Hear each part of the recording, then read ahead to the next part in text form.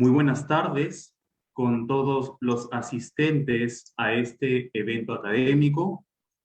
Inicio ofreciendo las disculpas por la demora. Tuvimos ciertos problemas técnicos que solucionar. Agradecemos la participación de todos ustedes en este evento denominado Obtención de medios de prueba en el proceso penal, organizado por la Asociación Versus de Perú. Para el desarrollo de este evento, les sugerimos y solicitamos tener los micrófonos silenciados. Sin más preámbulos, permítanme darle la bienvenida y agradecer el estar con nosotros al doctor Henry Coronado Salazar, quien es fiscal adjunto provincial anticorrupción del Distrito Fiscal de Lima, y al doctor Lee Paolo Rivera Guerra, docente investigador en Derecho Penal y Procesal Penal. Muy bien. Retomamos el tema que disertaremos el día de hoy y en el cual se centrará el conversatorio es el siguiente: obtención de medios de prueba en el proceso penal. Tendremos la participación, en primer término, del doctor Henry Coronado para exponer sus ideas principales.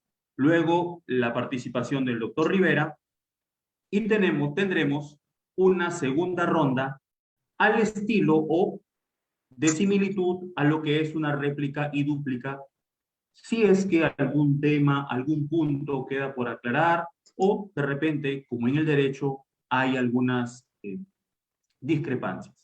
Entonces, sin más preámbulo, le doy la bienvenida al doctor Henry Coronado Salazar y leeré brevemente su currículum. El doctor Henry Coronado Salazar, fiscal adjunto provincial anticorrupción del Distrito Fiscal de Lima, especialista en Derecho Probatorio Penal, por la Universidad Castilla-La Mancha en España, especialista en técnicas de contraexamen por California Western School of Law, doctorado en Derecho y Ciencia Política por la Universidad Nacional Mayor de San Marcos y magíster en Ciencias Penales por la misma Universidad de Lima, Perú. Doctor Henry Coronado, queda usted en el uso de la palabra. Muchísimas gracias, doctor. Muchísimas gracias a Daniel Lazo, a Versus por la cordial invitación y a todos los participantes por darse tiempo esta tarde para conversar sobre este tema que es muy importante, sobre el tema de los medios de prueba y concretamente referido a la obtención de estos medios de prueba. Muy bien, mi participación va a versar sobre todo sobre dos ejes en concreto. Primero, referido a cómo se inicia el acto de investigación y en la segunda parte mencionaré el referido a la obtención de los medios de prueba. Precisado esto, entonces, lo primero que tenemos que mencionar de manera muy general es de que para ir a la obtención de los medios de prueba en el proceso penal peruano, en este modelo de corte acusatorio del 2004, necesariamente tiene que iniciar un acto de investigación. Esto quiere decir una noticia criminal derivarse a través de una denuncia penal escrita, puede ser de oficio, incluso puede acoger esta noticia criminal a través de los medios de comunicación, como puede ser la radio, la televisión, el periódico, entre otros. Entonces, el primer punto para ir a la obtención de los medios de prueba va a tener que ser el inicio de un delito, es decir, de un acto de investigación que tiene que hacer Ministerio Público. Con este modelo del 2004, de cierto modo se han distribuido los roles. De cierto modo también el Poder Judicial ya no realiza actos de investigación como en el modelo anterior, en el sistema inquisitivo, sino de exclusividad se le ha asignado esta facultad al Ministerio Público por mandato constitucional y legal. Entonces, los actos de investigación que va a realizar el Ministerio Público desde el momento 1, pongamos así, desde que toma conocimiento de la noticia criminal, va a estar referido a la obtención de los medios de prueba. Desde mi punto de vista, el Ministerio Público puede realizar dos tipos de actos de investigación en concreto. Actos de investigación sin autorización judicial y actos de investigación con autorización judicial. El primer grupo, actos de investigación sin autorización judicial, son aquellos actos de investigación que el Ministerio Público, en este caso el fiscal, va a realizar en los primeros momentos, como puede ser las diligencias preliminares, incluso en la etapa de investigación preparatoria. Dentro de este grupo de actos de investigación para obtener medios de prueba, pueden estar, por ejemplo, la toma del testimonio de testigos, de agraviados, puede estar, por ejemplo, la realización de pericias de diversa naturaleza, como por ejemplo una pericia contable, una pericia grafotécnica, entre otros. Puede también estar otro tipo de actos de investigación, como por ejemplo el levantamiento de actas fiscales sobre constataciones que puede realizar, entre otros. Entonces, estos actos que realiza el Ministerio Público no requieren autorización judicial. Por otro lado, existe otro tipo de actos de investigación que necesariamente tiene que darse con autorización judicial. Si el Ministerio Público realiza este segundo grupo de actos de investigación sin autorización judicial, puede conllevar a que ese acto sea considerado ilícito y por tanto pueda ser expulsado de los actos de investigación que viene realizando el Ministerio Público a través de una tutela de derechos. Entre otros, podemos mencionar en este grupo de actos de investigación, por ejemplo, el tema de los allanamientos, el tema del levantamiento del secreto de las comunicaciones, entre otros, donde necesariamente el fiscal tiene que requerir al juez de investigación preparatoria para realizar este tipo de actos de investigación. Ahora bien, hemos mencionado entonces de que el Ministerio Público puede hacer actos de investigación sin autorización judicial y actos de investigación con autorización judicial. Ahora vamos a enfocarnos cómo se obtienen estos medios de prueba. Desde mi punto de vista, el Ministerio Público, cuando acoge una noticia criminal, es decir, una denuncia por un delito de persecución penal pública, de cierto modo tiene una imputación fáctica muy genérica, que incluso el denunciante o el agraviado puede haber mencionado.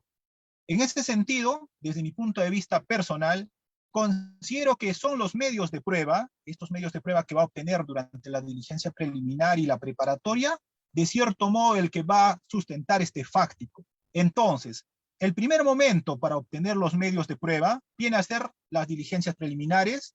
Claro está que en los plazos van a variar, no es lo mismo en un delito común, en un delito complejo, en un delito de crimen organizado. Pero todas estas tienen la misma naturaleza, que tienen que respetar ¿qué cosa? Primero, el principio de legalidad. Segundo, no tienen que afectar derechos fundamentales de cierto tipo de personas, como por ejemplo de las personas que vienen siendo investigadas. Porque si se obtiene estos medios de prueba, que ahora lo voy a precisar, que pueden ser medios de prueba personal, medios de prueba documental o medios de prueba material con violación de derechos fundamentales, entonces se podría considerar este medio de prueba como prueba ilícita, porque afecta de cierto modo derechos fundamentales. Entonces, si afecta derechos fundamentales la obtención de estos medios de prueba por parte del Ministerio Público, la defensa lo que tiene que hacer es excluir estos medios de prueba de la carpeta fiscal. Y la forma de excluirlo es a través de tutelas. O sea, no es directamente pidiendo al fiscal, sino es yendo a una audiencia judicial, dando las razones al juzgado de que se ha hecho con violación de derechos fundamentales. Entonces, aquí desde mi punto de vista, en el primer momento de la obtención de los medios de prueba, el fiscal tiene que estar enmarcado siempre, desde mi punto de vista personal, bajo el principio de legalidad y de proporcionalidad. Incluso, desde mi punto de vista personal, cualquier autoridad, es funcionario, servidor público, debe enmarcarse bajo esas reglas generales del principio de legalidad y de proporcionalidad en su actuación funcionarial.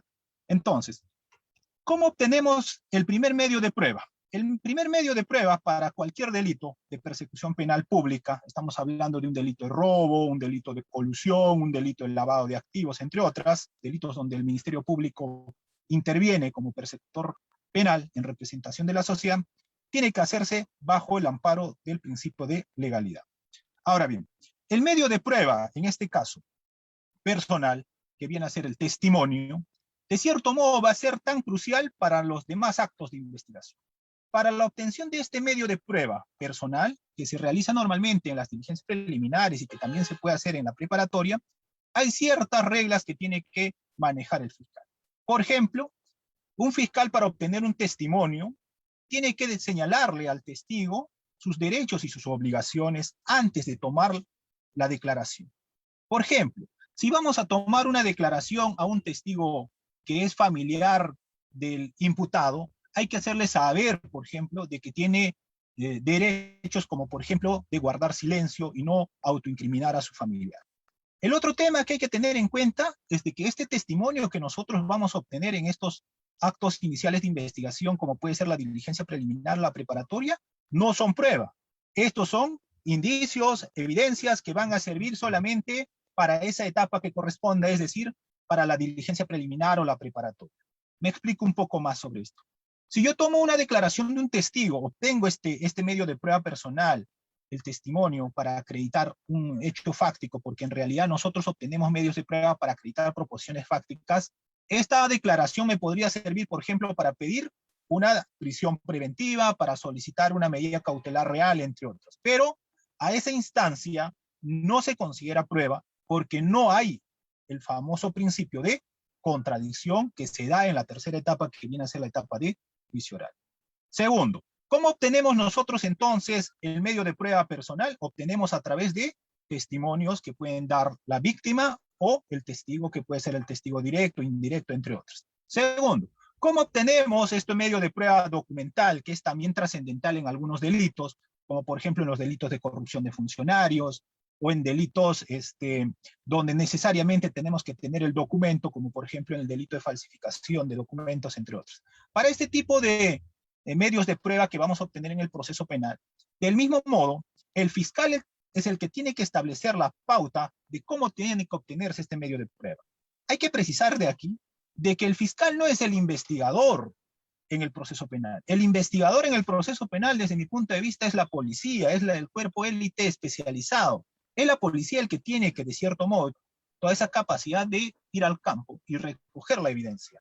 El que tiene que establecer la pauta de cómo tiene que obtenerse o qué información debe obtenerse es el Ministerio Público, a través de la hipótesis inicial que lo va a establecer en la disposición de inicio de diligencias preliminares o las demás disposiciones que existen. Entonces, el segundo medio de prueba, ¿cómo lo vamos a obtener? Lo vamos a obtener a través de requerimientos que podemos hacer como Ministerio Público. Puede ser a personas naturales, a instituciones públicas, incluso a las privadas, a través de oficios. Ministerio Público, cuando quiere recabar un medio de prueba documental, por ejemplo, de una municipalidad, lo que puede hacer como primer punto es mandar oficios al alcalde o al gerente municipal de esa entidad para que remita la información pública que tiene en su legajo. Claro está de que esta información que va a remitir la entidad que estamos pidiendo tiene que ser en copia pirateada para que tenga valor legal. Ahora bien, en caso de que esta entidad pública no cumpla con remitir la información o remita en forma incompleta, el Ministerio Público también puede hacer uso, por ejemplo, de la exhibición forzosa o del allanamiento a través de una autorización judicial.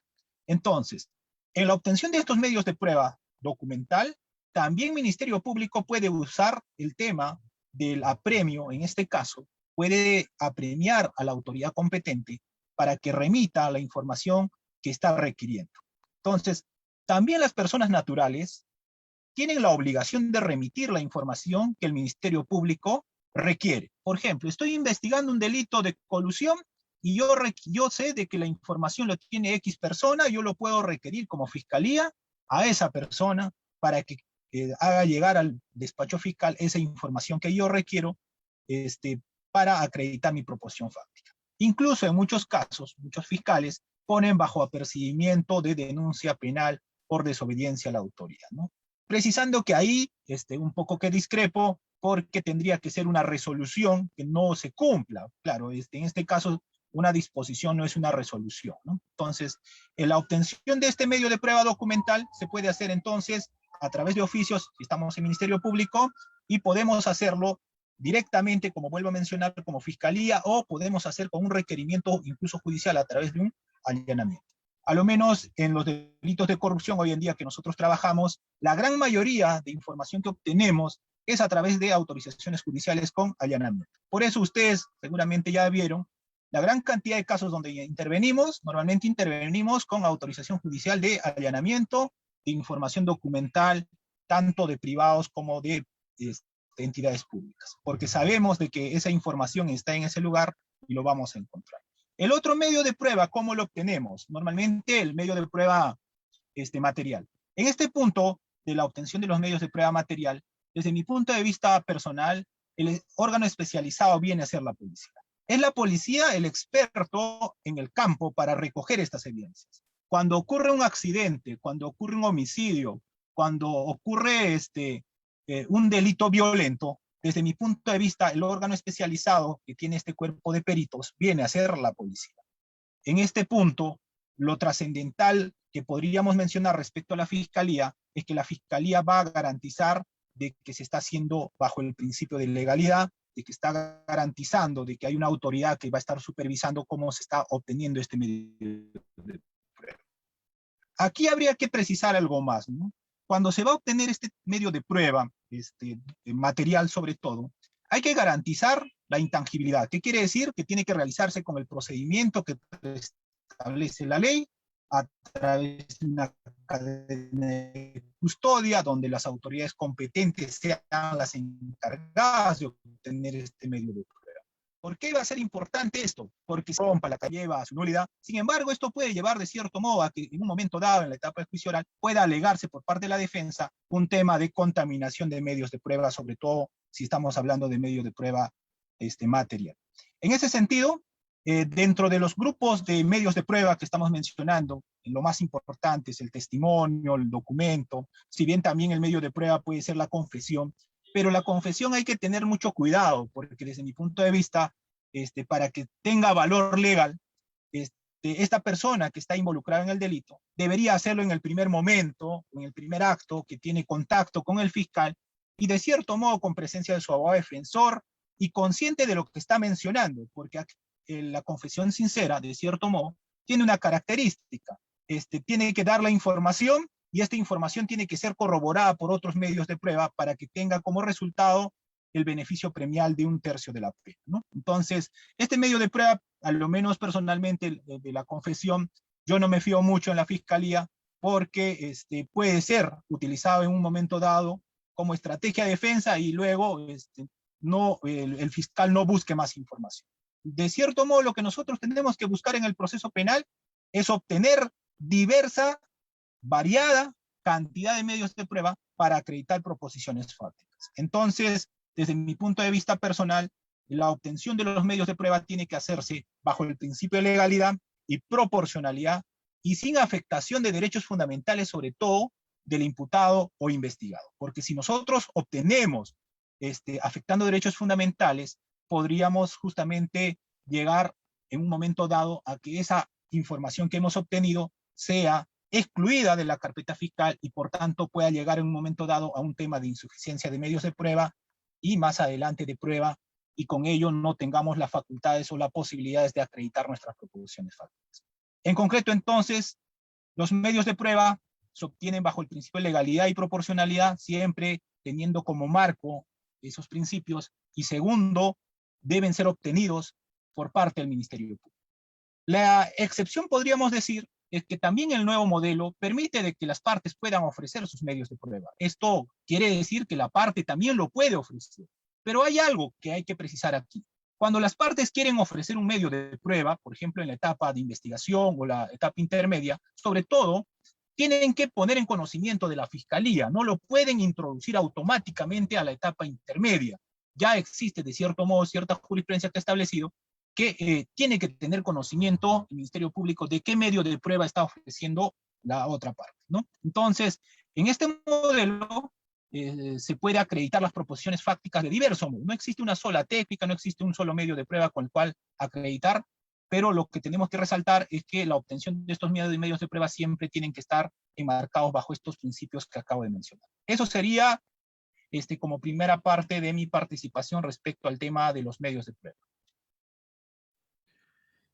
Excelente, muchísimas gracias, doctor Henry Coronado. Muy claras las ideas generales e iniciales sobre este tema.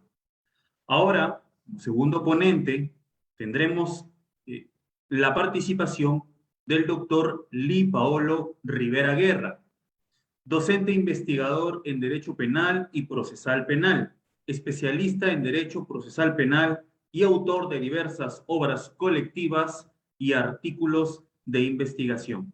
Doctor Rivera Guerra, le damos la cordial bienvenida. Agradecemos el haber aceptado la invitación a participar de este conversatorio y queda usted en el uso de la palabra.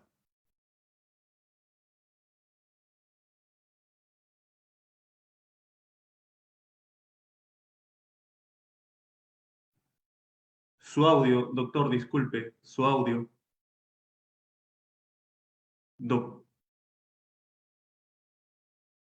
Doctor Rivera, su audio. No la común como siempre se ha tenido en cuenta, sino la diferente tipo en la cual podemos tener quizás una forma distinta, ¿no es cierto? Y de cambiar ideas. Entonces, en virtud de eso, he escuchado atentamente la exposición del colega que me antecede, el doctor Henry Coronado, en lo cual me ha parecido muy interesante y objetivo de Versus es justamente crear, pues, controversia con respecto a las posiciones.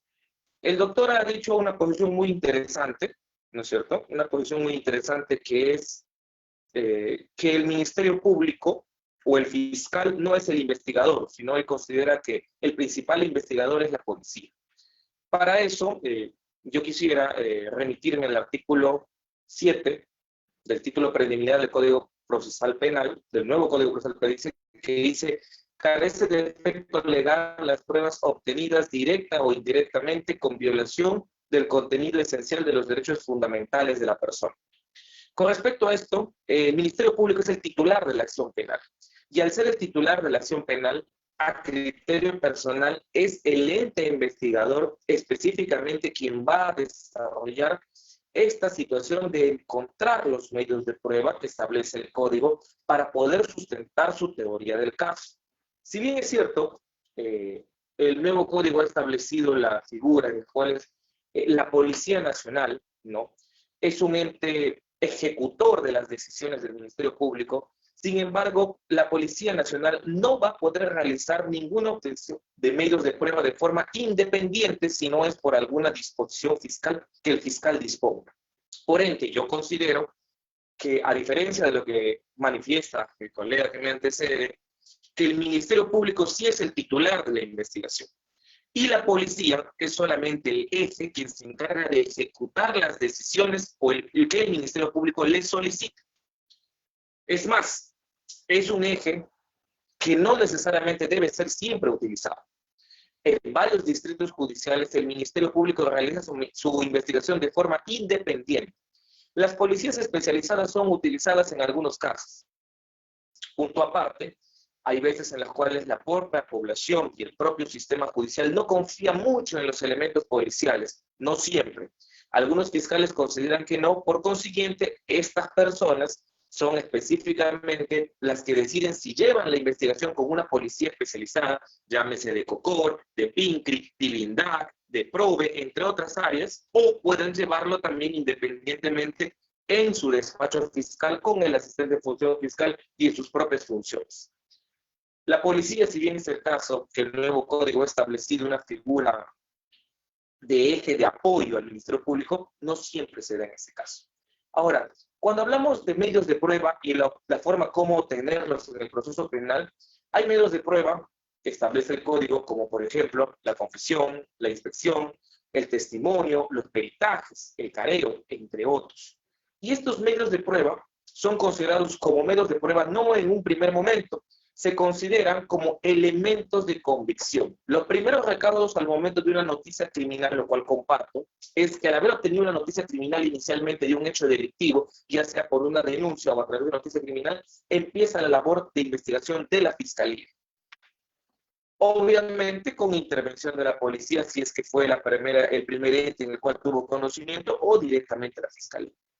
Y el momento de recabar estos primeros elementos de convicción, empieza el proceso para determinar si es que específicamente ha cometido un hecho delictivo. Ahora, ¿Para qué específicamente existe la prueba como tal?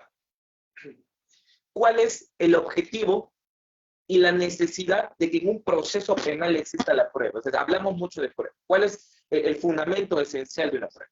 La prueba es el elemento con el cual vas a determinar la existencia de la imputabilidad y la punibilidad de un hecho delictivo concreto imputado a un ciudadano. Regresamos un poco al pasado y hablamos de la verdad real y la verdad material. La verdad real es la verdad que ocurre en un determinado momento, en un determinado tiempo, con unos determinados agentes. La verdad material es aquella verdad que va a existir posteriormente para un proceso penal en el cual puedas determinarlo y probarlo a través de ¿qué? De medios de prueba. Y la pregunta es, ¿esa verdad material puede ser manipulada? Claro que sí. ¿Puede ser transformada? Claro que sí. ¿Puede crearse verdades inexistentes? Claro que sí. No verdades reales, sino verdades materiales. ¿Y cómo sustentas esta verdad material en un proceso penal? A través de las pruebas. ¿Y quién puede sustentar esta verdad material, ya sea verdadera o no, en el tiempo? Puede hacerlo el Ministerio Público y el abogado de la defensa. Y aquí es un punto en el cual yo discrepo, no con el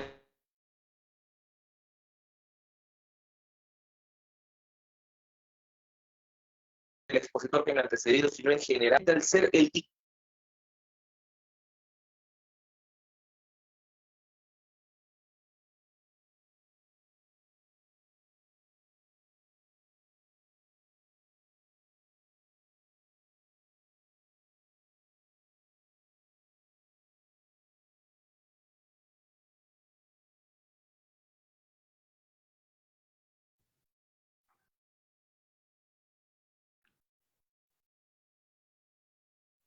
Doctor Rivera, Sí, hemos no le tenido escucho.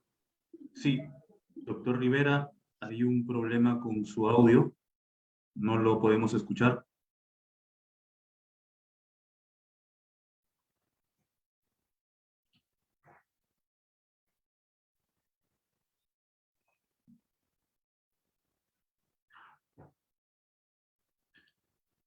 Bueno, al parecer el doctor ha tenido algunos problemas de conexión.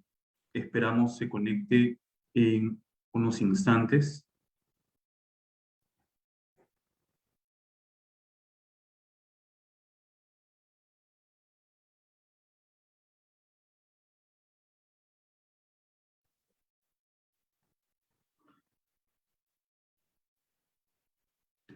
Sí, sí. Bueno, el doctor ha abandonado la sala de Zoom. Doctor, solamente unos minutos. Un minuto hay que esperar. Está ingresando nuevamente, me comunican.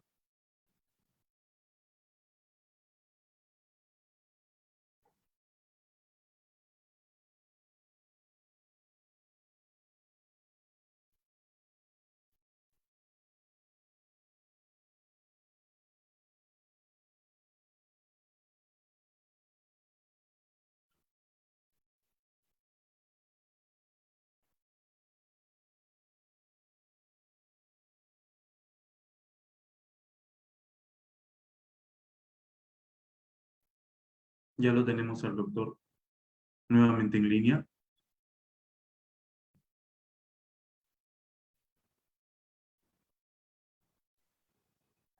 ya volvió el audio, ya volvió la imagen. ¿Me escuchan? Sí, doctor. Listo. Primero, pedirles disculpas del caso. Lo que sucede es que me conecto desde la ciudad de Iquitos y es una ciudad en la cual el internet es muy inestable. Eh, para volver a recapitular, me encontraba en un punto esencial sobre las verdades tanto material como real. Y no es que yo lo considere, sino es que la verdad material es la verdad en la cual van a sustentar los medios de prueba. Y en la práctica, tanto el Ministerio Público como la defensa presenta una verdad material, ya sea una verdad real o no, solamente a efectos de determinar y poder acreditar su teoría del caso. Sin embargo, esta ya es una posición independiente y que va en situación de concatenación con el Código Procesal Penal y vamos a leerlo específicamente. El artículo 4 del título preliminar dice: el Ministerio Público es el titular del ejercicio público de la acción penal en los delitos y tiene el deber de la carga de la prueba. Muy bien. Es decir, el Ministerio Público tiene el deber de la carga de la prueba, es decir, de recopilar toda la información, todos los medios probatorios que permite el Código para sustentar su teoría del caso y determinar la responsabilidad penal de un ciudadano. Muy bien. Asume la conducción de la investigación desde su inicio, decidida y proactivamente en defensa de la sociedad, señala el punto 1 del artículo 4 del titular de la acción penal del título preliminar del nuevo Código Procesal Penal. Pero hay una situación mucho más interesante. En el punto 2 dice: el Ministerio Público está obligado a actuar con objetividad, indagando los hechos constitutivos del delito en los que se determine y acrediten la responsabilidad o inocencia del imputado. Punto. Y esto es importante antes de entrar ya a la forma como se obtiene la prueba. Dice que determine o acredite la responsabilidad o inocencia del imputado. No solo es necesario obtener medios de prueba respetando los derechos fundamentales y siendo o aplicando los parámetros constitucionales de legalidad, no solamente es eso, sino que el Ministerio Público, en virtud de este precepto, debe determinar no la verdad material, sino la verdad real. El abogado defensor sí puede crear verdad material, es decir, puede traer un testigo de parte, puede decirle al testigo: ¿sabes qué? Declara tal o cual punto distinta a la realidad, presenta un perito de parte en los cuales adultera estas situaciones o cambia las manifestaciones, establece un careo, establece medios de prueba que desvirtúan la imputación del Ministerio Público. Pero acá viene lo siguiente: ¿el Ministerio Público puede determinar medios de prueba solo para determinar responsabilidad penal? No. El Ministerio Público debe buscar las pruebas reales existentes para determinar o la responsabilidad o la inocencia. Y acá hacemos la crítica necesaria. En la práctica real, el Ministerio Público se ensaña y toma las facultades del abogado defensor de la sociedad. Es decir, él crea medios de prueba para sustentar su teoría del caso, para sustentar la responsabilidad. Al Ministerio Público ya no le interesa la inocencia del ciudadano. El Ministerio Público se ensaña solamente por determinar la responsabilidad. Cuando el artículo 4.2 del título preliminar dice: con objetividad, indagando los hechos constitutivos del delito que determinen la responsabilidad o la inocencia del imputado. Responsabilidad o inocencia. En algunas de las investigaciones, en mis 7 años de abogado, no he encontrado ningún fiscal que me presente ningún medio de prueba que me determine la inocencia de ningún ciudadano al cual he tenido la oportunidad de defender. Ninguno.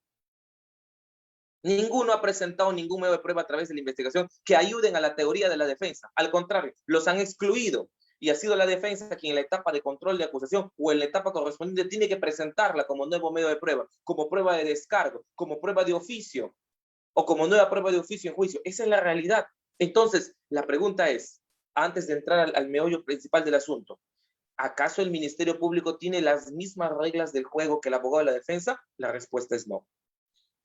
El expositor que me antecedía, comparto su opinión en el cual dice que los medios de prueba deben ser obtenidos a través de parámetros de legalidad, efectivamente, a través de los principios fundamentales constitucionales sin vulnerar ningún derecho o principio constitucional. Perfecto. Y nos citamos al artículo 8, legitimidad de la prueba, que indica: carece de efecto legal las pruebas obtenidas directa o indirectamente con violación al contenido esencial de los derechos fundamentales de la persona. Y todo medio de prueba será valorado solo si se ha obtenido e incorporado al proceso por un procedimiento constitucionalmente legítimo. Perfecto. Vamos a hacer una verbigracia. Un ejemplo contundente en lo que pasa en el día al día, porque las personas y los abogados y los estudiantes de derecho no solamente quieren encontrar debate, sino quieren encontrar que este debate y esta parte doctrinaria, cómo se aplica a la realidad. En un caso concreto, quizás no en un caso macro, quizás en un caso concreto, un caso de comisaría, un caso de juzgado unipersonal. Vámonos a un ilícito específicamente, robo agravado. y tenemos un testigo en el cual el testigo señala específicamente que la persona imputada no lo ha visto, no lo conoce, no señala, y es el único testigo de cargo que tiene el Ministerio Público, además del agraviado, o lógicamente, ya, que señala que él va a corroborar con un elemento periférico que él sí es el responsable y el autor del hecho delictivo de robo agravado. Muy bien. Viene el testigo y el testigo, para que tenga válida su declaración, hay que notificar al abogado defensor para que esté presente. Muy bien. Hagamos un supuesto que estemos en flagrancia delictiva 48 horas. Se le notifica al abogado defensor fecha y hora para la declaración del testigo. El abogado está presente. Necesita presencia del fiscal. El fiscal está presente. Muy bien. Se le pregunta y se le interroga. Efectivamente, él indica. Sin embargo, este testigo previamente ha conversado con la fiscalía y previamente el fiscal le ha indicado que debe declarar de tal o cual forma para que declare y pueda determinarse la responsabilidad que este ciudadano sí es autor del hecho delictivo de robo agravado. La pregunta es, ¿ha sido obtenido con un procedimiento constitucionalmente legítimo? Claro que sí. Presencia del fiscal, presencia del abogado defensor, la policía. ¿Se han notificado a las partes para oponerse? Claro que sí. ¿Ha sido obtenida en un procedimiento? ¿Se ha violado algún contenido esencial de los derechos fundamentales de una persona? Ninguno. ¿Se ha obtenido con legitimidad? Claro que sí. Pero la pregunta es, ¿este elemento de prueba, que es un elemento de convicción inicialmente, presenta una verdad real o una verdad material? Es una verdad material creada por el Ministerio Público. Muy bien. ¿Pero el Ministerio Público tiene que crear verdades materiales para sustentar su caso? No. ¿En la práctica lo hace? Sí. ¿Hace como si fuera un abogado defensor? Sí.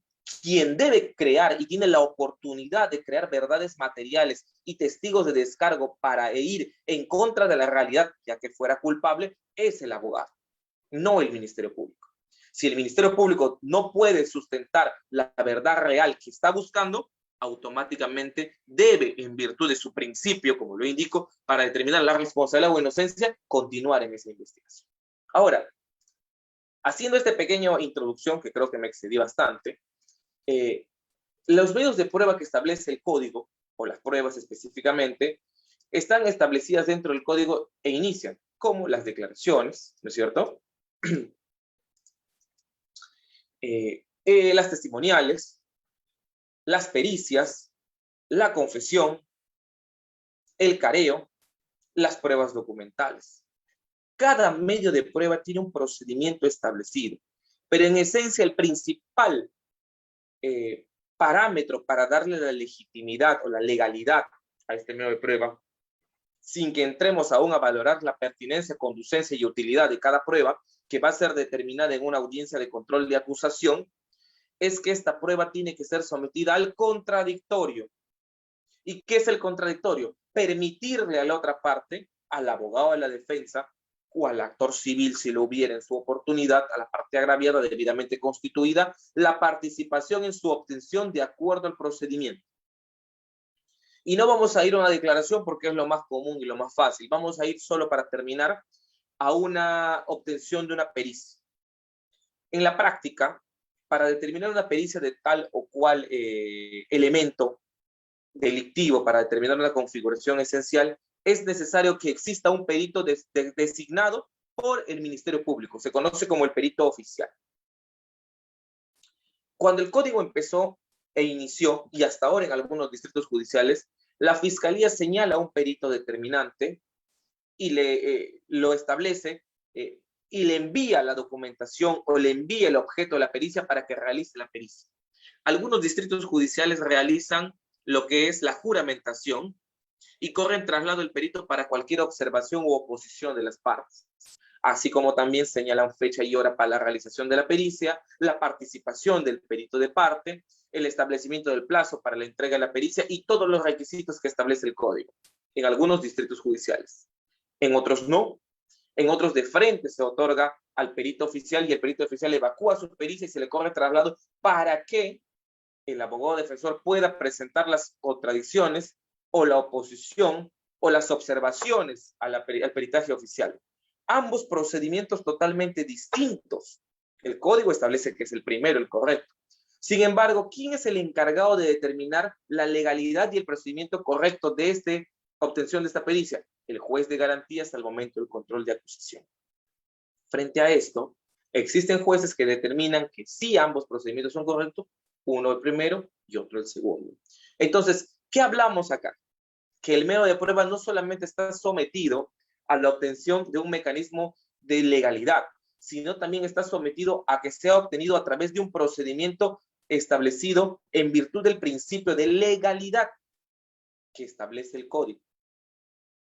Entonces, si nosotros sustentamos estos principios, si nosotros aplicamos el código tal cual se establece, con sus vacíos y deficiencias que están subsanadas a través de casaciones, jurisprudencia y la praxis judicial que nos lleva también bastante información a través del día a día, vamos a obtener medios de prueba adecuados para poder sustentar la teoría del caso, ya sea en virtud del derecho a la defensa o de la teoría del caso del Ministerio Público.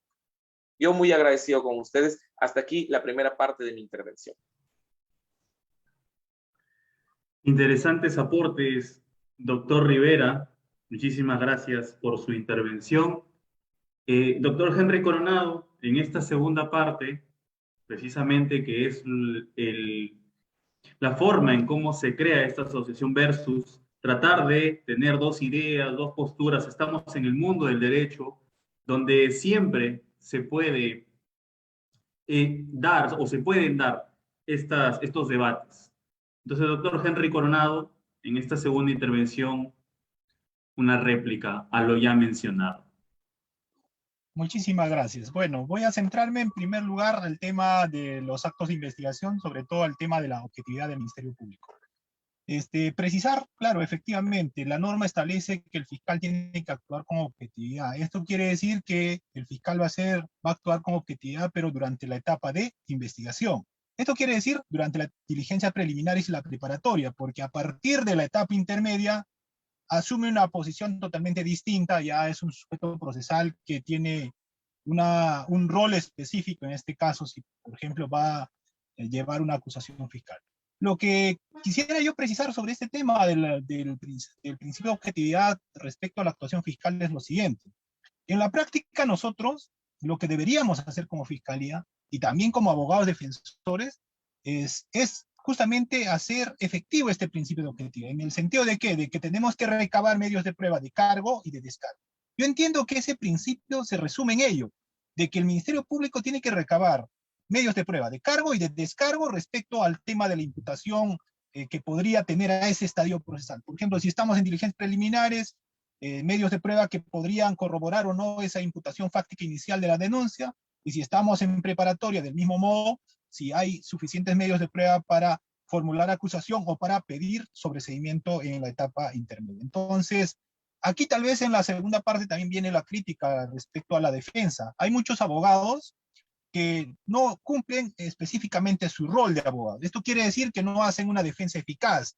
¿Qué quiere decir esto? Que simplemente los designan como abogados, se apersonan, pero no participan en la obtención, no participan en las diligencias que deberían participar.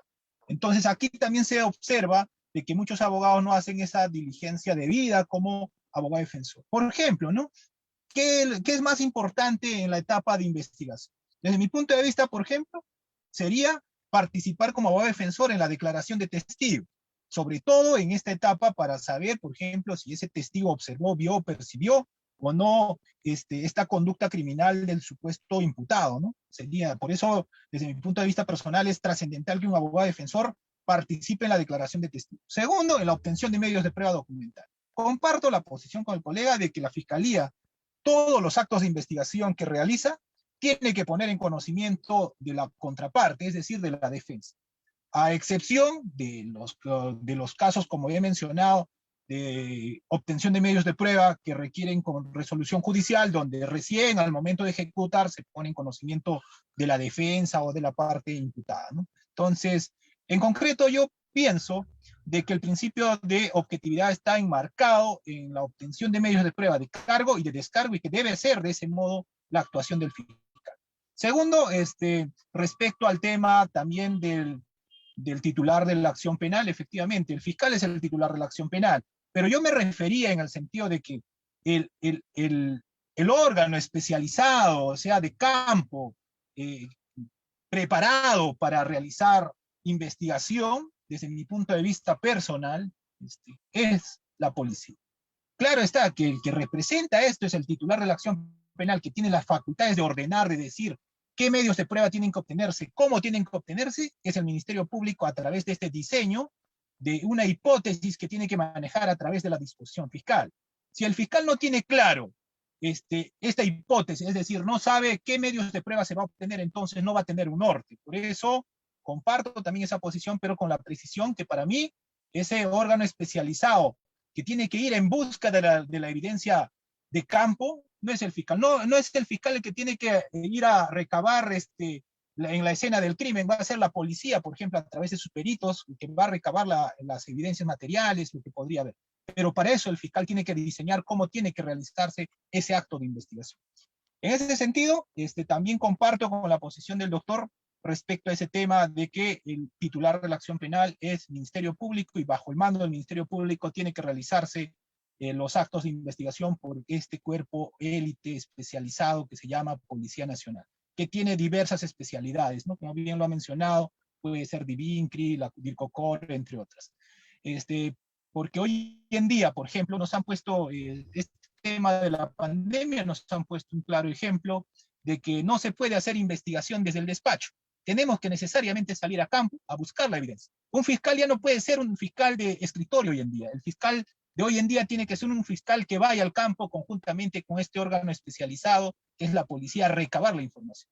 Por eso ustedes habrán visto hoy en día, por ejemplo, de que la gran mayoría de casos de mega corrupción que venimos investigando en Lima, la gran mayoría se ha hecho con allanamientos y con detenciones. ¿Es producto de qué? De un acto de investigación previa que hace la policía y la fiscalía en conjunto para luego recabar estos medios de prueba en un solo acto. Entonces, yo comparto una gran parte con la posición del doctor, pero también hay una crítica a la defensa en el sentido de que muchos abogados no cumplen su rol como deberían ser, es decir, no participan en esta etapa trascendental que viene a ser la obtención de los medios de prueba.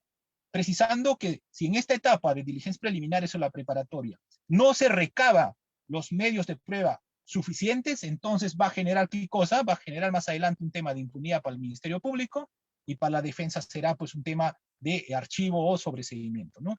Por eso, desde mi punto de vista personal, así como la etapa de juicio oral es importante para acreditar proposiciones fácticas con medios de prueba que se convertirán en prueba luego del debate, del interrogatorio y el contrainterrogatorio, es tan importante esta primera etapa porque si en esta primera etapa que tiene plazos no lo obtenemos, todas las evidencias, que lo comparto también esa posición que menciona que son elementos de convicción, entonces el caso no tendrá futuro.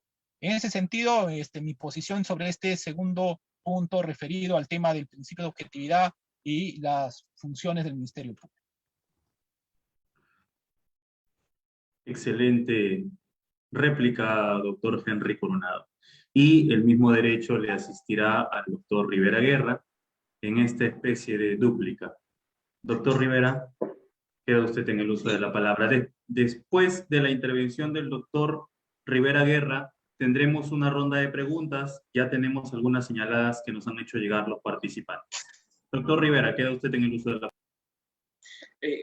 Lo que dice el doctor es sumamente cierto. Es una gran realidad que la falta de participación de los abogados defensores en el ejercicio de una defensa técnica genera una invalidez o una ilegitimidad de los medios de prueba.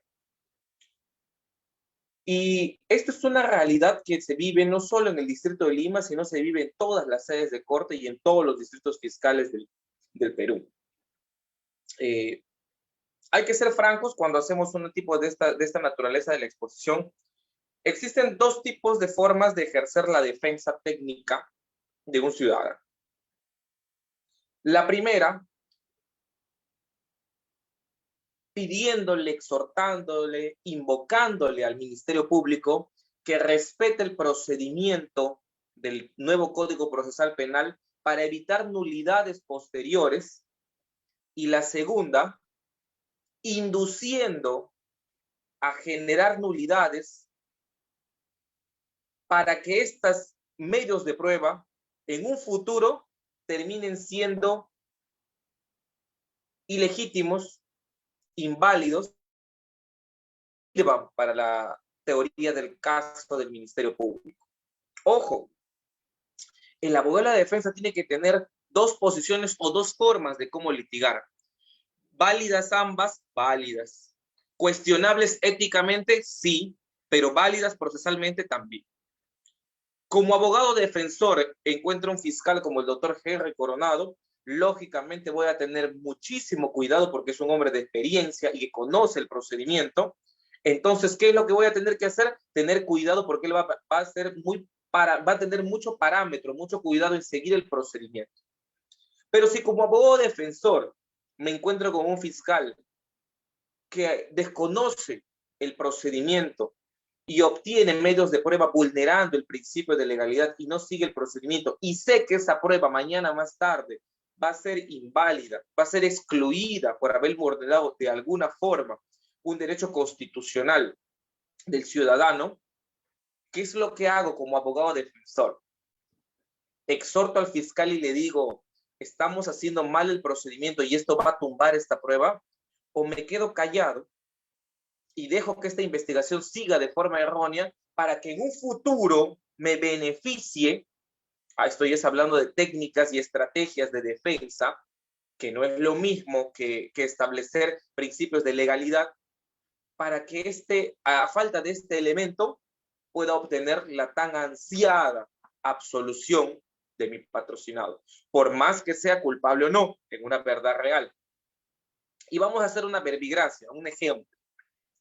Hace un par de años, en los delitos de violación sexual, actos contra el pudor o cualquier delito de connotación sexual en los cuales se utilizaba la cámara Helsen, el acta de entrevista única, ustedes conocen, que se realizaba en un acto de flagrancia o en cualquier situación, se llevaba al menor a la cámara Helsen y se le exhortaba con el Ministerio Público a través del perito, a través del psicólogo, para hacer las preguntas con la presencia del fiscal, el fiscal de familia, el fiscal penal, el abogado defensor, ya sea público o privado. Se emitía la cámara Helsen, el acta, ¿no? Se guardaba la declaración en un CD, se grababa, y ese elemento y esa acta y ese CD eran presentados a un control de acusación, iban a juicio, y lo más común era que se dé lectura al acta de cámara Helsen y se visualice el video para que el colegiado, ya sea unipersonal o colegiado, pueda valorar esta declaración testimonial de este menor, ¿no? Y con eso era suficiente prueba, incuestionable, para poder ser uno de los medios de prueba para poder condenarse a una persona. El tiempo fue pasando y nos dimos cuenta, no digo nosotros, sino los legisladores, a través de la praxis judicial, que esta cámara Helsen, con esta acta, carecía de un principio fundamental en el juicio oral, que era el principio de contradicción. ¿Por qué? Porque si bien es cierto, tú tienes específicamente un testigo, porque eso es el menor, es un testigo agraviado, en el cual ya no puedes someterlo a juicio oral en virtud del principio de la no revictimización del menor. Entonces, lo único que te queda es un video y un acta de haber realizado en cámara Helsen, ¿no es cierto? Pero ese papel frío y ese video en el cual el magistrado podía ver solo la prueba de cargo del Ministerio Público, ¿y dónde quedaba el derecho del abogado defensor a poder interrogarlo? ¿Dónde quedaba el derecho de ese juez, no solo de garantía, sino de ese juez sentenciador, para poder interrogar a este testigo, que es el menor agraviado? No podía hacerlo. Y al no poder hacerlo, se vulneraba este principio de contradicción, de inmediatez. Entonces, ¿qué sucedió? Se pensó y se pensó, no habría que pensar mucho, y se dijo, para que esta cámara Helsen pueda tener valor, hay que trabajarlo como prueba preconstituida, como prueba anticipada. Muy bien. Entonces, la norma exigió que ahora toda cámara Helsen debe tener la presencia de un juez, para que este juez se elabore esta cámara como una condición de prueba preconstituida. Y ese principio de contradicción en el cual el juez puede participar y tener acceso a inmediatez, ya como una prueba contundente para ser trasladada a juicio, debe cumplirse. ¿Sabe usted o sabían ustedes que en la práctica, pese a que la ley lo exige y pese a que es factible que esa Cámara Kelsen con este acta de entrevista única no sea valorada si no tiene la condición de preconstituida, llegue a juicio y eso sirva como un elemento para absolver al ciudadano no imputado? La mayoría, o en un caso, o en un gran número de fiscales penales, no hacen el proceso de Cámara Kelsen a través de una forma de una prueba preconstituida y siguen haciéndolo solo con presencia del fiscal y del abogado. Entonces, ¿a qué vamos? Acá ya no estamos hablando de un procedimiento ilegítimo. Acá estamos hablando de un procedimiento que vulnera derechos fundamentales al principio de derecho a la defensa, ¿no es cierto?, de este ciudadano al no haber podido ejercer y no tener un juez de garantías, o en este caso un juez sentenciador a través de una prueba anticipada para poder utilizarse. Démonos cuenta cómo a través del tiempo este medio de prueba en su procedimiento ha cambiado. Al inicio solamente necesitaba la participación del fiscal y era válido, y se condenó y se sentenció a muchas personas con pruebas de Cámara Kelsen como único elemento, ya que había y se seguían los parámetros de los acuerdos plenarios, era creíble, mantenía una permanencia en el tiempo, ¿no es cierto? No había ningún ánimo de contradicción, de ánimo de animadversión, ¿no? No había una razón por la cual el menor estaba sindicado. Entonces, reunía los parámetros e iba de frente. Pero no había este juez de garantías que lo había hecho como prueba preconstituida. Al encontrar este vacío, se utilizó estas circunstancias. Ahora, ¿por qué cambian estas figuras de la obtención? Y el código va a seguir cambiando. Tenemos que remitirnos necesariamente a el artículo 156.1 que dice: son objeto de prueba los hechos a que se refieren a la imputación, la punibilidad y la determinación de la pena o medida de seguridad, así como los referidos a la responsabilidad civil derivada del delito. Dice ahora, no son objeto de pruebas las máximas de la experiencia, las leyes naturales, la norma jurídica interna vigente, aquello que es objeto de cosa juzgada, lo imposible y lo notorio. No son objeto de prueba. Señalemos. ¿Qué quiere decir con esto? Ahora vamos a entrar quizás en la otra parte a determinar cuáles son las pruebas que te permite el código. Pero cuando hablamos de las pruebas que te permite el código, en la práctica también, al haber obtenido pruebas determinantes para poder sentenciar a una persona, ya sea una testimonial, una confesión, estos medios de prueba deben ser corroborados con otros medios de prueba. Y venimos a lo siguiente. ¿Qué sucede si solo tienes una prueba obtenida a través de un procedimiento adecuado, legítimamente constitucional, con las garantías debidas, y un cúmulo de pruebas periféricas que han sido obtenidas de forma incorrecta y son inválidas y son excluidas del proceso penal y del juicio oral, y te quedas con una sola? La pregunta es, ¿podrá sustentarse una condena condenatoria con una sola prueba? La respuesta es no. Sin embargo, en la práctica, ¿se sentencian con una sola prueba? La respuesta es sí. ¿Y qué se aplica en las sentencias condenatorias? Las máximas de la experiencia. Porque las máximas de la experiencia nos hace conllevar a que esta persona sí cometió el ilícito por este punto, este punto, este punto. Es imposible que una persona que haya estado dentro de una casa a horas de la noche en esta forma, bla, bla, bla, bla, bla, no haya cometido este ilícito. Es imposible que una persona que haya estado caminando por una zona de la selva o de una zona de la serranía y se encontró a 4 metros de su lugar, de donde estaba caminando, un paquete de droga, es imposible que él no sea responsable porque él no acreditó por qué estaba caminando por ahí. De repente quiso salir a correr, de repente simplemente quiso salir a caminar, o esa era su ruta de todos los días. No, él tiene que sustentarlo. ¿Por qué? Entonces, estas máximas de la experiencia no son objeto de prueba. Y es por eso innecesario que debemos determinar los medios de prueba específicamente y cómo se van a valorar. Ahora, la máxima de la experiencia no es un medio de prueba, pero es una forma cómo se va a observar la valoración de esta prueba.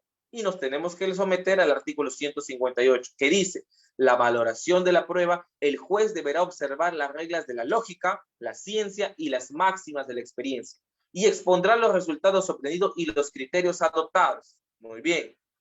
¿Qué quiere decir? Las máximas de la experiencia no es una prueba como tal. es una forma de valorar las pruebas obtenidas con procedimientos constitucionalmente autónomos. Trato distinto deberá tener lo que se conoce como la prueba indiciaria, que es otra circunstancia y otra materia de debate. Como vuelvo a referir, principales medios de prueba que van a servir para obtenerse: la confesión, el testimonio, específicamente, la pericia, el careo y la prueba documental específicamente. Ahora, adicionalmente se utiliza mucho en la práctica otras pruebas como el reconocimiento de personas, el reconocimiento de cosas, ¿no? Informes determinantes, ¿no? Y adicionalmente en materia penal, reconstrucciones e inspecciones judiciales, o en este caso inspecciones fiscales también, ¿no? Existen otras pruebas especiales, como son las pruebas del colaborador eficaz, también amplio debate entre determinar si puede ser considerada una prueba la condición de aspirante a colaborador eficaz o el colaborador eficaz puro, que esa es también otra materia de las circunstancias, pero vamos a ver estas circunstancias específicamente cómo se deben manejar. Estoy leyendo una cosita pequeña acá, en preguntas, no debería adelantarme, pero la cadena de custodia. La cadena de custodia es el elemento en el cual, y el doctor Henry va a saber mucho más de eso porque él es el que maneja esta estructura, es el elemento en el cual vas a poder permitir que este traslado de la prueba a través de todos los agentes que han intervenido en su manipulación se haya mantenido y se haya salvaguardado la integridad de esta prueba. Y para esto, la cadena de custodia, tengo una interesante situación que ha pasado en un distrito judicial que más adelante voy a compartir con ustedes. Sería todo.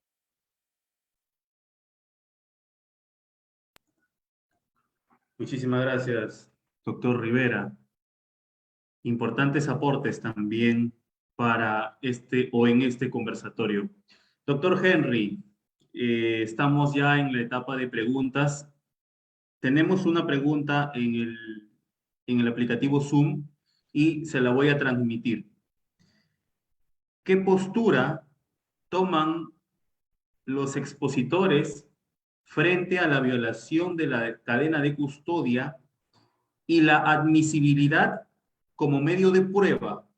¿Viola o no el principio de mínima intangibilidad? ¿O por qué dejarla para el contrainterrogatorio? Es la pregunta que tenemos, doctor Henry. Muchas gracias, doctor.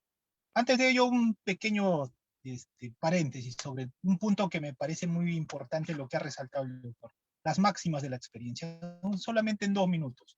Yo considero que las máximas de la experiencia son posiciones subjetivas que de cierto modo pueden llevar a arbitrariedades, y esto de cierto modo tiene que ser ya contrarrestado. Ya hay una cierta doctrina que está mencionando, ya estableciendo ciertos parámetros, que cada vez más el tema de las máximas de experiencia debe desaparecer, ¿no? Y en su reemplazo debe establecerse ciertos criterios objetivos que acrediten esa posición, ¿no? Y de ese modo se garantice efectivamente la administración de justicia con objetividad. Un claro ejemplo fue esta sentencia de Ica, que por las máximas de la experiencia, ya ustedes saben, tomó una posición, una sala, y que esta sentencia incluso tuvo mucha repercusión nacional e internacional, el tema del calzón rojo, ¿cierto? Entonces, este tema de las máximas de la experiencia, desde mi punto de vista, deben desaparecer en la administración de justicia y deben objetivizarse estos criterios para que, de cierto modo, las partes tengamos la posibilidad de cuestionar, porque cuando hablamos de máximas de experiencia, es una posición de una persona, pero que puede variar con la de otra. Entonces, esto no es unánime. Entonces, a lo menos sobre ese punto, yo tengo una posición un poco radical, en el sentido de que estas máximas de la experiencia no debería existir. Debería existir criterios objetivos que sean pasibles de cuestionamiento para un momento posterior, como por ejemplo cuando vamos a hacer un recurso de apelación.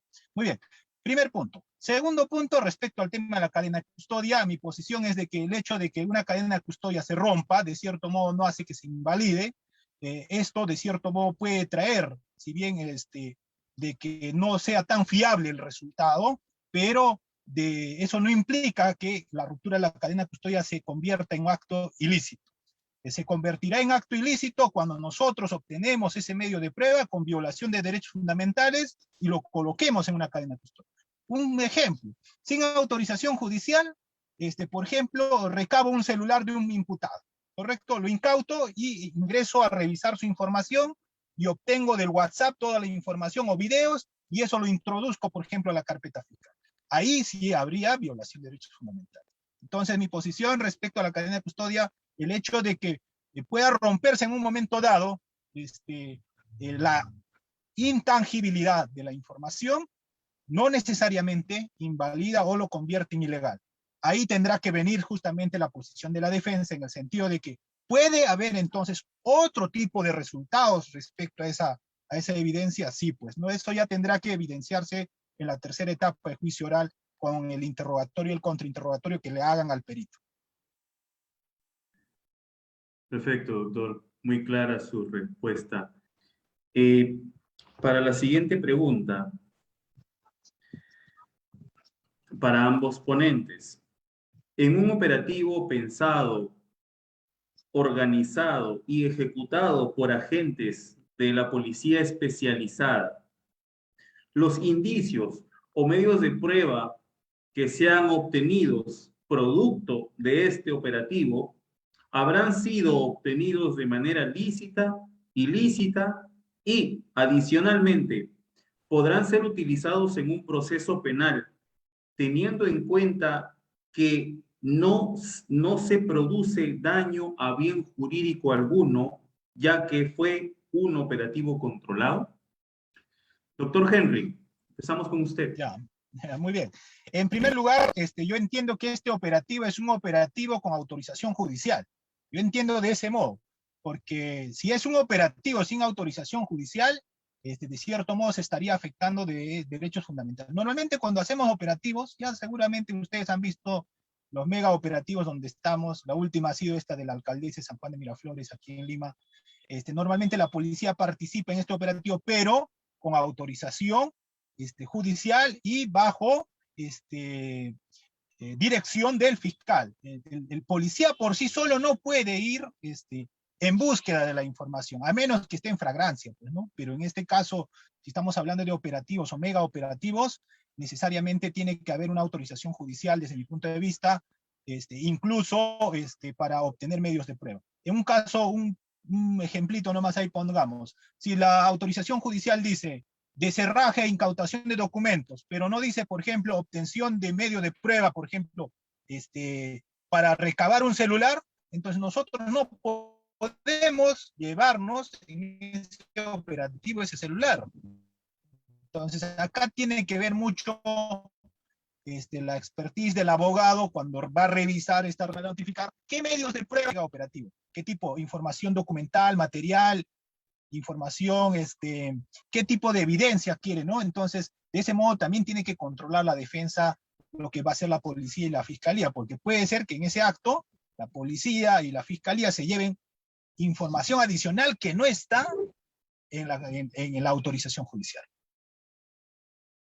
Muy bien, doctor Henry. Doctor Rivera Guerra, ¿queda usted en el uso de la palabra?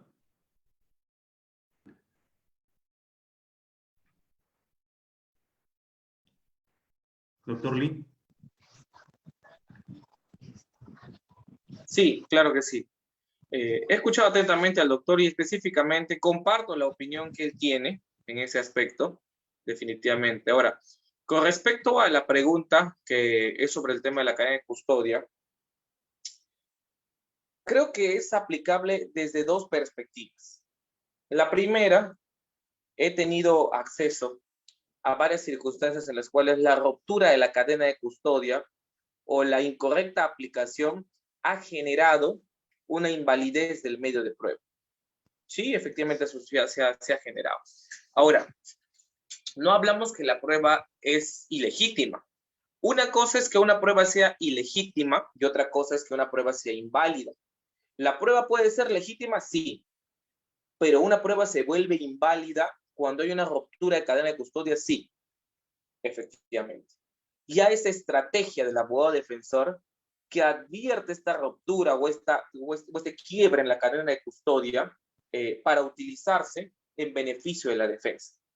Como bien lo dije, hay una anécdota muy interesante que quisiera compartir en un caso práctico de verbigracia, un caso práctico de se realizó.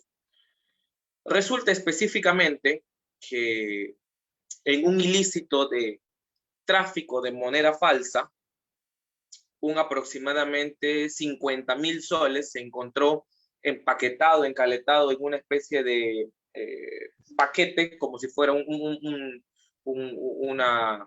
una cajita, ¿no? de frutas, 50.000 soles en billetes falsos. Y esta carga estaba dentro de un medio de transporte, un ómnibus. Los procesados es el gerente de la empresa, el chofer y la persona quien se encarga de trasladar la carga. Nunca procesados el nombre de la persona a quien estaba destinada la carga.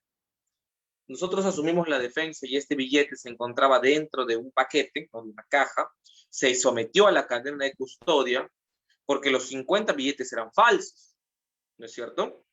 Entonces, los 50.000 soles eran falsos. Esa cadena de custodia firma la policía, especialmente la de Pincri, y luego la de Pincri traslada al Ministerio Público al cabo de un mes. El Ministerio Público recepciona esa cadena de custodia y cuando hacemos la apertura de la caja, que era un paquetito con los 50.000 soles, no había más que puro papel periódico. O sea, se había desaparecido los 50.000 soles. Vamos a la cadena de custodia y encontramos que específicamente la última persona que recepcionó fue el mesa de partes del Ministerio Público, asistente en función fiscal. Pero él recepciona la cadena de custodia a través de un sello que indica recepcionado sin verificar contenido. Obviamente no podía verificar contenido porque se encontraba lacrado. Pero también señala algo, que él no verificó el contenido de adentro, ni tampoco palpó, ni pudo sentir. Entonces la pregunta es, porque había una ruptura en la parte de abajo del acta lacrada, con cinta adhesiva, como se hostila a hacer, con su respectivo papel o jabón con los sellos. Entonces la pregunta es, ¿quién sacó estos billetes falsificados? ¿Fue el asistente en función fiscal de la fiscalía encargada del caso? ¿Fue la de Pincri, la policía especializada? ¿O fue quizás el policía que intervino en la carretera a este ómnibus, a este medio de transporte con esas circunstancias? Muy al margen de quién haya sido, la cuestión es que el elemento de convicción inicial, el medio de prueba, que es una prueba documental debidamente lacrada, ya no existía. Y al no existir, no había ya delito de tráfico de billete falso. Porque había un acta de existencia, sí, que habían algo de una cantidad X de números de billetes con números de serie falsos, con fotografías, pero la prueba física ya no existía porque se había perdido, se había cambiado por papeles de hoja de papel periódico. La pregunta es, ¿esta ruptura de la cadena de custodias invalida el medio probatorio? Claro que sí. ¿Existe un acta física en las cuales se acredita su existencia y que ha sido encontrado en poder de la persona del transporte? Sí. ¿Pero existe el billete físico? No. Yo solicité vía tutela de derecho la invalidez de este medio probatorio y el juzgado de investigación preparatoria me lo concedió, ya que al no haber yo participado al momento de lacrar inicialmente, al momento de la intervención, porque recién se pudo abrir el momento durante la investigación, se había vulnerado el derecho a la defensa de la persona y asimismo se había roto la cadena de custodia, haciendo imposible, dijo el juzgado, prever que este billete falso haya existido o no. Por consiguiente, se absolvió en un futuro al no haber medio probatorio y el fiscal, no sé si el doctor Henry Coronado tendrá el mismo criterio, tomó la decisión de ya no formalizar acusación y requerir sobreseimiento. Paralelo a eso, se abrió una investigación en control interno contra el asistente de función fiscal, contra la policía a través de inspectoría y mil y un cosas. ¿Pero a qué me voy? Que la cadena de custodia como tal es necesaria respetar el protocolo y tener mucho cuidado en la aceptación del traspaso de los agentes que van a participar, ya sea policía, fiscal, asistente, inclusive el propio mensajero que va a llevar de un punto a otro, porque si se pierde ahí esa cadena de custodia, si se traspapela, si se daña, obviamente él es el responsable. Entonces, a criterio personal, yo sí considero que la ruptura de la cadena de custodia sí genera invalidez, más no ilegitimidad ni ilegalidad de la prueba obtenida. Es una prueba legítima, sí, es una prueba legal, sí, pero ya se invalida en su contenido. Y cuando hablamos de prueba, hablamos de Michel Tarufo, que establece que específicamente la invalidez no es igual a la legitimidad ni a la ilegalidad de una prueba. Esta convierte en procedimientos que ya no pueden ser subsanados como tal. Entonces, al no poder ser subsanado de esta manera y al quitarle, lógicamente, todo el valor probatorio, ¿no? Sin entrar a la pertinencia, conducencia o utilidad, que ni siquiera se discute porque ya no está, porque ya ni siquiera es válido, obviamente no serviría para poder efectuarse una sentencia condenatoria en este extremo, ¿no? Sería todo. Muchas gracias, doctor Lee. Doctor Henry Coronado, tenemos una pregunta de Pedro Sánchez en el Zoom. ¿Existe una regla de exclusión de la prueba prohibida o ilícita en el ordenamiento procesal penal peruano? Bueno, claro, el tema de la exclusión de los medios de prueba ilícitos se hace a través de tutelas, ¿no? La excepción es justamente, también existe la excepción cuando es de interés general, ¿no? Recordemos que no, la regla general es la exclusión, pero la excepción viene a ser cuando este medio de prueba es de trascendencia nacional.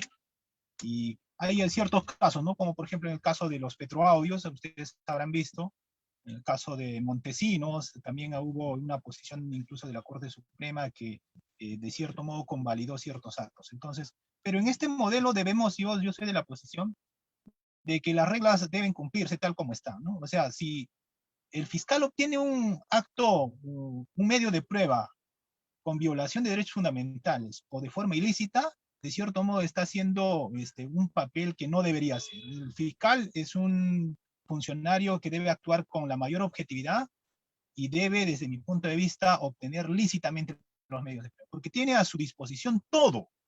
Tiene a su disposición los medios económicos, logísticos, tiene a su disposición todo el aparato estatal para poder acreditar la proposición fáctica en un momento dado que viene a ser la etapa discrecional. Entonces, yo creo que yo soy de la Fiscalía y hay que poner también un mayor realce en los actos de investigación. Sé que la carga procesal a veces nos agobia, pero esto no quiere decir que por eso vamos a obtener medios de prueba de forma irregular o de forma ilícita, ¿no? Yo soy de la posición de que obtengamos los medios de prueba en forma legal y si el caso amerita y hay suficientes medios de prueba, habrá que hacerle la acusación y llevarla a juicio. Pero si no hay suficientes medios de prueba, como ha mencionado el doctor, por ejemplo, ¿cuál era la evidencia material ahí? El billete. Si no hay el billete, ¿cómo yo voy a acreditar que ese cheque de papel o esa plata era falso? Tenía que haber pasado necesariamente por una pericia.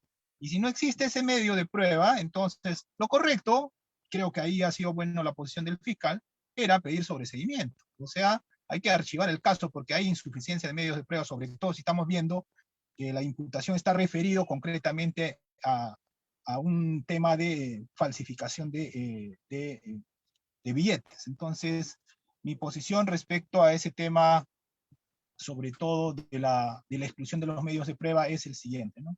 La regla general es que debería ser excluido cualquier medio de prueba obtenido con violación de derechos fundamentales. Pero ya existe en la legislación la excepción cuando es de interés nacional. Muchas gracias, doctor Henry Coronado. Doctor Lee, le traslado la pregunta de Luis Antonio Chero Delgado, que nos escribe por el Zoom. Una consulta sobre los audios obtenidos mediante grabaciones en medios de comunicación. ¿Son o pueden ser considerados medios de prueba?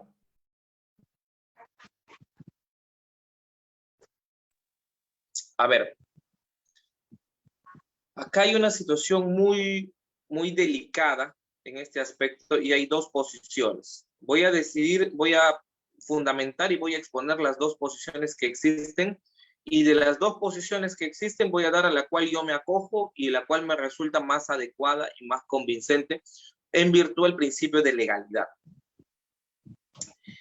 Si existe un medio de prueba a través del cual se puede determinar específicamente que no hay una adulteración del contenido específico, no hay un recorte, no hay una manipulación del material, ya sea de audio o video, y permite prever específicamente la existencia de lo que se ha quedado grabado en este audio o este video, específicamente debe ser considerado un medio de prueba, sí. Válido, sí. Pertinente, conducente y útil, sí. La siguiente posición es que si este medio de prueba no ha sido obtenido de su fuente original y no puede determinarse mediante una pericia informática de audio y video, de voz, de homologación de voz, de video, de imagen y de sonido, no podría determinarse la idoneidad. Y por consiguiente, por más que sea pertinente, conducente y útil, no podría ser valorado. No sé si ustedes recuerdan el caso del congresista Mamani, el que tocó el trasero de una aeromoza y el que también grabó a Kenji Fujimori con su reloj. En este caso, el video que fue sometido al proceso penal y también al proceso en el Congreso de la República fue sometido a una pericia. Y la divindad, el área específica encargada de la policía, evacuó una pericia en la cual decía que no podía determinar si es que esta grabación había sufrido adulteraciones, si había hecho cortes, si había hecho adulteraciones en tiempo. Es muy probable que esté hablando algo, le hizo un corte que le hayan piezado, ¿no? Unido, entrelazado con otra parte del audio para hacer prever que era otro contenido en el sonido del audio y del video. No era posible, porque simplemente el video no había sido obtenido de la fuente original.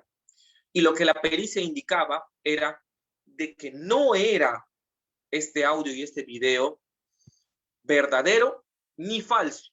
Ojo, mira esta observación. Este audio y este video no puedo determinar si es que ha sufrido adulteraciones o ha sido modificado. No puedo decir sí o no, porque en la condición de perito no puedo tomarme ese atrevimiento si es que tú, fiscal, Ministerio Público o Defensa Técnica, no me permites el video original y yo puedo sacarlo y extraerlo de la fuente original, ya sea un reloj, una grabadora, un celular, una fuente directa y original. No puedo determinar eso. Entonces, si yo no puedo determinar eso, la conclusión de la pericia era básica. Al no poder determinarse, señor fiscal, tráigame usted la fuente original de donde yo voy a obtener este video o este audio. Y si no puede obtenerlo, yo no puedo determinarse si ha sido o no manipulado. Entonces, el argumento de la defensa es, como no puedes determinar que este video o este audio está manipulado o no, no puedes sentenciarme en virtud de esto. ¿Y cómo puedo yo sustentar eso? El perito debe emitir esa conclusión. Y los peritajes ahora, emitidos por la divindad en los últimos tiempos, están siguiendo la misma línea. Pero ¿qué sucede si un día, y no me dejará mentir el doctor Henry Coronado en ese extremo, si es que específicamente el perito emite otro tipo de conclusión? Porque los peritos, al igual que los fiscales y los abogados, a través del tiempo cambian en sus conclusiones y cambian en sus criterios. Y mañana más tarde me dice que utilizando las técnicas tecnológicas puedo determinar, así no tenga de la fuente original, que este video y este audio no ha sido manipulado. Por consiguiente, este video y este audio no ha sido manipulado y es fuente de prueba. Medio de prueba, perdón. ¿Cuál sería la conclusión? ¿Me puede servir el Ministerio Público para sustentar mi conclusión? Claro que sí. ¿Qué me queda a la defensa? Un perito de parte que tome esos argumentos que no puedo determinar efectivamente estas circunstancias. Entonces, la pregunta iba a esta esencia. ¿Puede utilizarse grabaciones de teléfono, de televisión, de radio, para utilizar como medio de prueba? Sí. ¿Puedes utilizarlo? Claro que sí. ¿Cómo lo revistes de legalidad específicamente? Lo revistes de legalidad sometiéndole a una pericia, en la cual la pericia va a determinar si este video o este audio ha sido manipulado, adulterado en alguno de sus extremos. Si esa pericia te da esta conclusión final, ¿no es cierto?, que no ha habido adulteración ni en el audio ni en el video, puede utilizarse como medio de prueba. Claro que sí. Estamos hablando de videos y audios obtenidos a través de radio o televisión. Ahora, hay algunas radios y televisiones, específicamente en provincia, que a diferencia de América Televisión, Frecuencia Latina, no Willax, no tienen un backup de sus programas y de sus emisiones. Por lo menos aquí en provincia, hablemos de Iquitos, Pucallpa, toda la zona oriental, es muy gracioso porque los programas se emiten y nunca quedan grabados. Entonces, por ejemplo, en un proceso contra el honor, con una querella, lo que se hace generalmente se hostila, porque no hay la opción de grabar, es agarrar el celular y grabarlo de frente sobre la imagen de la pantalla, ¿no? Y grabas, subgrabas, regrabas sobre la pantalla. Y eso muchas veces es presentado inclusive hasta por la policía. Como abogado defensor, en varios casos he cuestionado estas circunstancias y he llegado a que este medio de prueba no sea valorado en prisión preventiva, sino que hasta que se obtenga de su fuente original, como por ejemplo una cámara de seguridad del banco, que por X motivos no ha sido valorada adecuadamente porque el jefe de seguridad no tenía la contraseña para poder sacar esta fuente de prueba, el DVR, obtenerlo a la de PINCRI o al área indicada, o al área de criminalidad organizada, para que sea sometido a una pericia. Y el plazo de prisión preventiva se iba. Entonces, ¿qué hizo la policía? Grabó este video a través de la pantalla y presentó esa grabación de video del celular a la prisión preventiva. Yo cuestioné eso porque lo que tenía que hacerse era darme la fuente original. Sin embargo, no se presentó porque el gerente del banco no tenía la clave, eso lo tenía el jefe de seguridad, ¿no? del área informática. Entonces, esta pequeña omisión me sirvió a mí como abogado defensor para poder hacer mi defensa, ¿no? Muy al margen de la responsabilidad penal o no. Entonces nos vamos a esto. Sí, sí es válido, se puede obtener siempre y cuando revistas este medio de prueba de alguna pericia que le otorgue legalidad en no haya sido manipulada ni en audio ni en video. Muchas gracias, doctor Rivera, por su pregunta. Y doctor Henry Coronado, si nos permite la última pregunta ya también para ir concluyendo. Sin llegar a politizar el tema, con la idea que en estos tiempos se tiene de la participación de las rondas en las ciudades principales como Lima y algunas capitales de los departamentos, se alteraría de aplicarse la obtención de los medios de prueba, sabiendo el modo de conducirse o accionar de las rondas. ¿Cuál sería su opinión al respecto? Muchas gracias. Bueno, en primer lugar, en posición personal, no en posición como fiscal, no, sino como Henry. Yo considero que autorizar a un grupo distinto a la policía para que pueda hacer el control de la seguridad ciudadana y de ese modo también la obtención de medios de prueba, de cierto modo generaría, de cierto modo, vulneración de derechos fundamentales desde mi punto de vista personal. Yo considero personalmente que eso no debería pasar, las instituciones deberían ser repotenciadas, como la policía u otras, hay que darle mayor soporte logístico, económico, de preparación, entre otras, pero crear rondas y a través de las rondas controlar la delincuencia, la obtención de medios de prueba, generaría como un grupo armado paralelo, y eso podría ser muy perjudicial desde mi punto de vista personal para la democracia de nuestro país. Doctor Rivera Guerra, su apreciación sobre precisamente esta última pregunta. La misma pregunta. Correcto, doctor. Bueno, como tú dices, sin llegar a politizar, ya que veo muchos participantes acá. A ver, comparto la opinión del doctor Henry Coronado en ese extremo. Las instituciones procesales, políticas en el Estado actual no son las mejores. Tenemos un sistema legal con deficiencias, pero nos ha dado resultados para mantener lo que hemos querido y hemos soñado tanto, que es la justicia. No tenemos una policía sumamente transparente, como ningún país los tiene, pero nos da una seguridad, no un 100%. El índice de la delincuencia en algunos sectores ha subido, en otros ha bajado, pero seguimos estando aquí. Y estamos más bien que mal de hace varios años. Y creo que en virtud de esa premisa, siento que a través del tiempo hemos mejorado en el sistema, claro que sí. Tratar de imponer políticas demagógicas de inclusiones a sistemas no adecuados, como son las rondas campesinas, para utilizarse en funciones de la policía, sería un retroceso a mi percepción. No solo por la falta de capacidad, no como personas ni como seres humanos, porque todos tenemos la capacidad de poder ejercer un control ciudadano, porque inclusive existe el arresto ciudadano, cualquier persona puede realizarlo ante un hecho delictivo y ponerlo a disposición de la policía, sino porque otorgarle aquellas facultades que solo está establecida para la PNP sería desnaturalizar la propia esencia y podría prestarse a situaciones que generen arbitrariedad. Y si generamos arbitrariedad en una sociedad que ya de por sí estamos totalmente inestables, tanto política, económica y socialmente, considero que sería un absoluto error por parte del gobierno en ese extremo.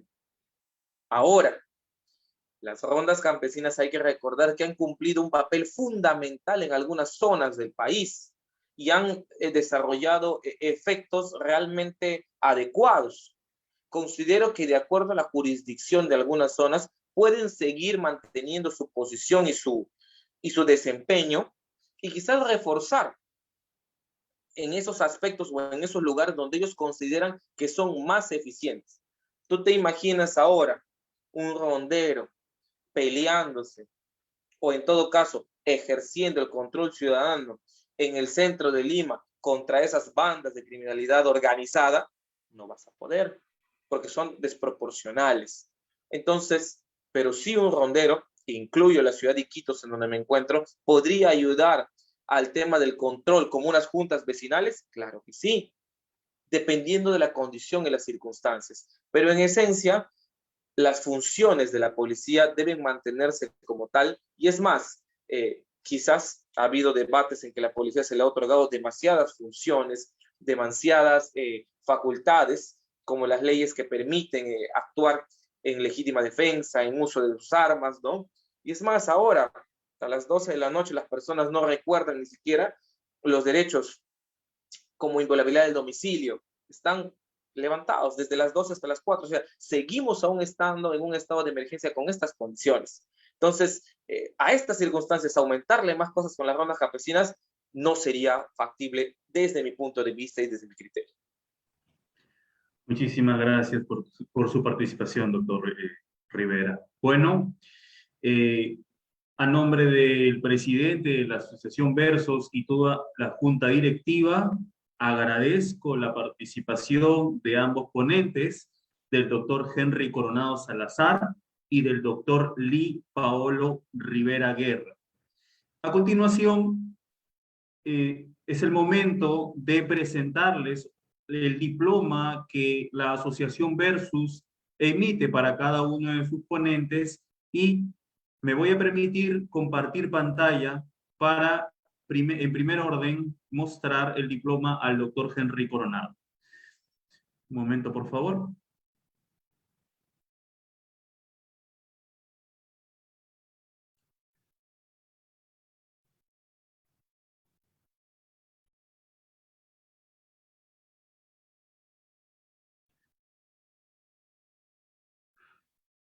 Doctor Henry Coronado, este es el diploma que la Asociación Versus le extiende a su persona la asociación Versus, inscrita en partida registral número 11368437, diploma de reconocimiento otorgado a Henry Coronado Salazar por su valiosa participación en calidad de ponente del tema obtención de medios de prueba en el proceso penal del conversatorio virtual llevado a cabo el 21 de agosto del 2021.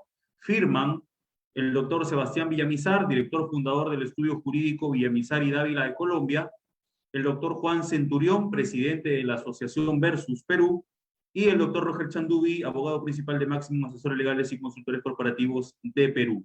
En la parte reversa de nuestro diploma tenemos la firma de la Comisión de Eventos, el código único de identificación de este diploma, en condición de ponente, tema, obtención de medios de prueba en el proceso penal, y la mención de nuestros coorganizadores, el Consejo Regional de la Juventud, Máximos Asesores Legales y Consultores Corporativos, HV Lawyers y el Frente Estudiantil de Derecho UG Guayaquil, emitido 21 de agosto del 2021. De la misma manera, proyectaré el certificado emitido al doctor Paolo Rivera Guerra.